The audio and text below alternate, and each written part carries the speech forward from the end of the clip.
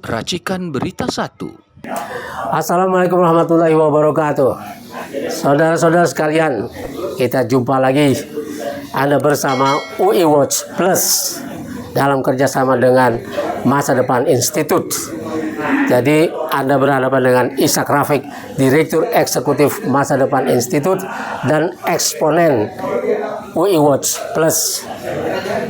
Ini kerjasama yang sudah biasa kita lakukan. Tema kita hari ini adalah Aqua. Kasus Aqua ini sangat menarik karena terungkapnya diawali dengan sidak dari Gubernur Jawa Barat Kang Deddy Mulyadi. Dia datang ke pabrik Aqua dan dia menanyakan dari mana air ini didapat.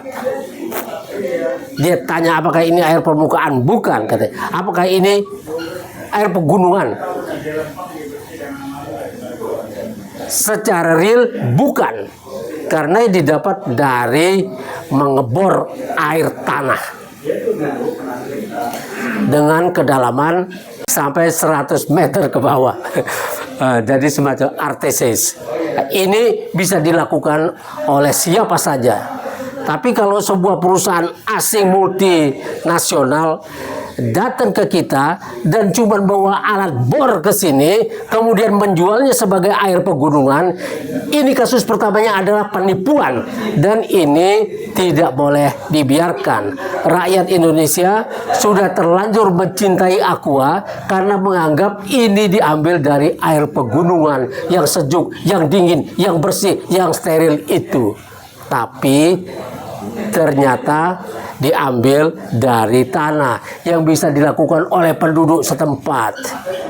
Dan kalau air tanah itu diambil sedemikian rupa, ya, dengan cara yang seperti itu, maka bukan tidak mungkin air yang diambil di dalam itu akan membuat air yang di permukaan itu akan turun mengisi kekosongan itu. Dan ini akan membuat kerusakan lingkungan dan kesulitan air bagi petani dan penduduk setempat.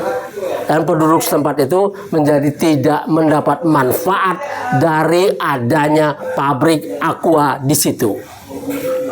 Tapi Aqua adalah pemain besar. Aqua ini telah pangsa air minum, ya, pasar, ya, total nilai pasar air kemasan di Indonesia ini 10,2 miliar US dollar pada tahun 2023. Dengan pertumbuhan 4%, mungkin sekarang sudah mencapai, ya, 10,4 atau 10,5 miliar US dollar.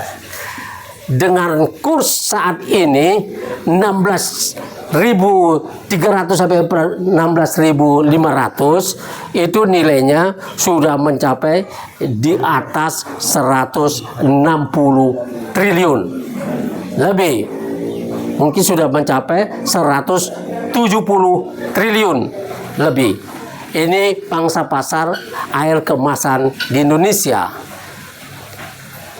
Menurut catatan Masa Depan Institute, Aqua menguasai 50% dari total pangsa pasar air kemasan di Indonesia. Jadi dialah yang terbesar. Dan karena itu, kalau dia memiliki 50% pangsa pasar itu, berarti dia setiap tahun menggeruk lewat air itu kekayaan dari bumi kita, ya, mencapai 85 triliun setiap tahun.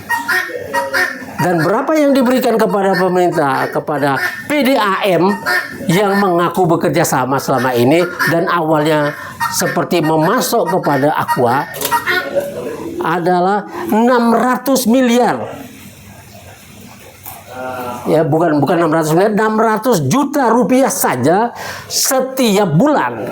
Artinya dalam 1 tahun PDAM cuman mendapatkan 7,2 miliar saja dari 85 triliun yang diambil Aqua dari bumi ini, dari bumi kita.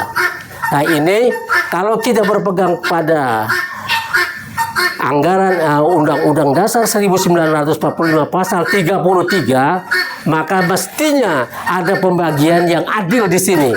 Yang sekarang tidak adil juga ada penipuannya, dan ini harus diusut. Kalau di luar negeri, kalau di negara-negara maju, Aqua ini, Danone ini sudah dicabut izinnya, bukan diajak dialog lagi karena melakukan penipuan. Yang kedua telah mengeruk dengan cara seperti itu, menyedot air dengan cara yang ringan tanpa teknologi, tanpa menyuling air laut atau menyuling air sungai sehingga menjadi steril, tidak melakukan apa-apa di situ, tapi mengambil air tanah dalam. Nah, ini tidak boleh dibiarkan. Nah, kalau pasal 33 bilang ayat 3, bumi, air dan segala kekayaan yang terkandung di dalamnya, ya disebut air di situ, dikuasai oleh negara dan dipergunakan untuk sebesar-besarnya kemakmuran rakyat. Nah, saat ini tidak seperti itu. Kasus Aqua ini telah membuka mata kita bahwa kita diakal-akali oleh perusahaan-perusahaan asing dan juga mungkin perusahaan swasta, ya, sehingga negeri ini tidak bisa memberi air pemerintahnya kepada penduduknya. Pertama karena malas, yang kedua ingin bisnis dengan gampang, mendapatkan 600 juta setiap bulan dengan cara seperti itu. Padahal kalau kita atur secara manajemen, kita mungkin bisa mendapatkan, ya, pasal 33 Undang-Undang Dasar 45 ayat 3 itu adalah sumbangan sistem Islam kepada sistem negara Republik Indonesia. Karena waktu membuat Undang-Undang Dasar 1945 itu, dari 9 orang yang ikut di situ, 8 Muslim, dan ini tokoh-tokoh Islam, ulama yang luar biasa. Dan inilah pasal 33 adalah konsep zakat, di mana zakat tambang ini kita samakan air ini dengan tambang. Zakat tambang itu 20%. Jadi ada milik rakyat Indonesia di setiap tambang kita, di batu bara kita, di minyak kita, di emas kita, di nikel kita, dan di air kita, 20% untuk rakyat Indonesia yang sekarang ada dan yang bakal lahir. Dari situlah harus dijamin pendidikan rakyat, kesehatan rakyat, bahkan listrik dan air buat rakyat ini bisa gratis kalau kita memiliki yang 20% itu. Sekarang tidak bisa karena 100% bisa dikuasai oleh investor. Kita telah mengisi Undang-Undang Dasar 45 pasal 33 itu dengan konsep liberal, di mana bumi dianggap tidak ada yang memiliki, ya, jadi siapapun yang bisa merebutnya, dia akan mengatur semuanya dan memiliki semua. Nah, inilah pasal 33 ini. Kalau 20% buat rakyat Indonesia, artinya di setiap tambang itu harus ada satu wakil, ya, seorang direktur dari rakyat, direktur independen. Kemudian yang 80% boleh dibagi pemerintah dengan 40-40, 50-30, 60-20 atau berapapun yang disepakati.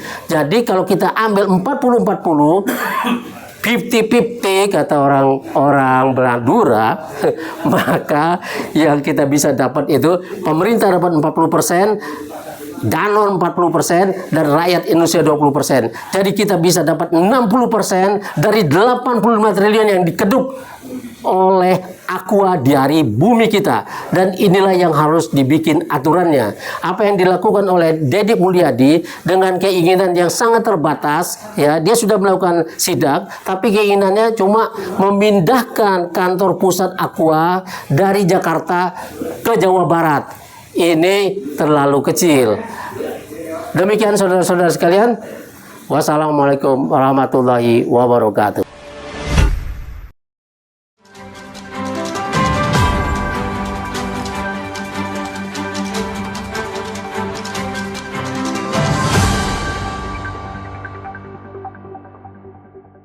Racikan Berita 1.